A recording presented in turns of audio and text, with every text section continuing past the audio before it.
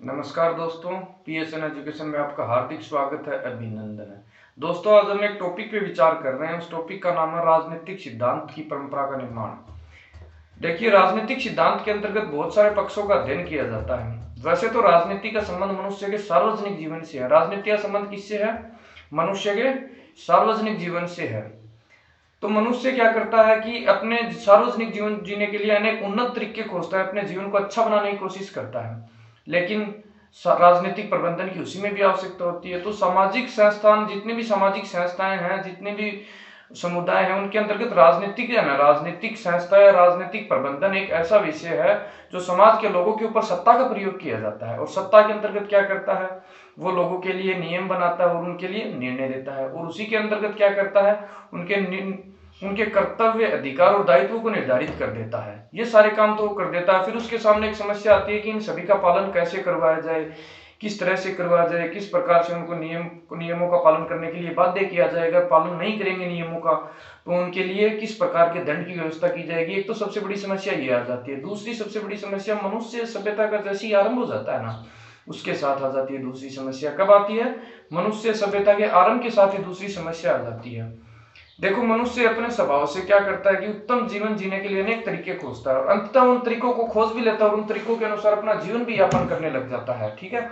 फिर आएगा, आपको एग्जाम्पल बता दूं, कीड़े मकोड़े और पशु पक्षी है ना, वो भी तो जीवन जीते हैं। वे भी प्रकृति के निर्विकार नियमों में बंधकर पैदा होते हैं, समय के साथ साथ बड़े होते हैं और अंततः मर जाते हैं। लेकिन वो क्या नहीं कर पाते? आपने दिमाग में कोई चीज क्लिक की क्या? वे अपनी सभ्यता और संस्कृति को विकसित नहीं कर पाते। और मनुष्य ये सब कर लेता है और अपने सामाजिक व्यवस्था का निर्माण कर लेता है, यानी अपने लिए एक समाज का निर्माण कर लेता है। फिर भी दोस्तों, कोई भी समाज अपने आप में परिपूर्ण तो होता नहीं है ना। परिपूर्ण होता है क्या? नहीं होता। उसकी आलोचना होने लग जाती है, नई व्यवस्थाओं के निर्माण की बात आती है, पुनर्निर्माण की बात आती है।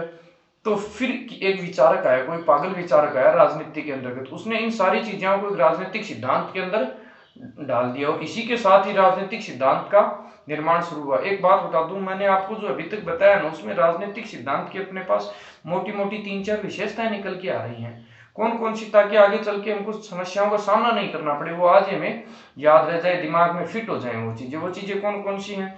एक तो क्या किया जाता है राजनीतिक सिद्धांत की विशेषताओं के अंदर, मैं लास्ट में आपको 3 चीजें बताएंगी। पुनर्निर्माण, आलोचना और व्याख्या क्या की जाती है। एक तो विशेषता होती है राजनीतिक सिद्धांत की पुनर्निर्माण, आलोचना और व्याख्या। एक तो ये विशेषता हो गई। दूसरी विशेषता, एक तो मैं आपको बताऊं, नैतिक नियमों की बात आई थी ना, मैंने नैतिक नियमों का पालन करना पड़ता है। तो एक तो होगी नैतिकता की बात होगी, एक तथ्यात्मकता की बात होगी। एक तो ये विशेषता होगी, एक तो नैतिकता और तथ्यात्मकता इसकी विशेषता होगी।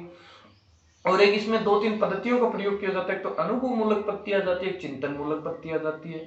अनुभव मूलक पत्ती के अंतर्गत मनुष्य अपनी ज्ञानेंद्रियों के माध्यम से क्या करता है? ज्ञान प्राप्त करता है, यानी जो अनुभव करता है ना, वो उसी के बाद में व्याख्या प्रस्तुत करता है, यानी तथ्यात्मकता की ओर ध्यान दिया जाता है। देखो, सीधी सी बात है, सामान्य परिस्थितियों में मनुष्य की ज्ञानेंद्रिया एक जैसा ही तो व्यवहार करती है। जैसे हमारी त्वचा भी एक ज्ञानेंद्रिया है, एक ज्ञानेंद्रिय है। इसको अगर हम गर्म से छुएंगे तो सभी को ही होगा, ये तो है कि नहीं। मेरे को कोई गर्म वस्तु लगाई जाएगी तो मुझे ही दर्द होगा, अगर आपको कोई गर्म वस्तु लगाई जाए तो आपको भी दर्द होगा। कहने का मतलब ये है कि सामान्य परिस्थितियों में मनुष्य की ज्ञानेंद्रियों का अनुभव एक जैसा ही होता है। एक तो ये पत्ती होगी अनुभव मूलक पत्ती, जिसमें मनुष्य अपनी ज्ञानेंद्रियों के माध्यम से सहायता प्राप्त करता है, यानी तथ्यों का संकलन करता है। दूसरी पत्ती आ गई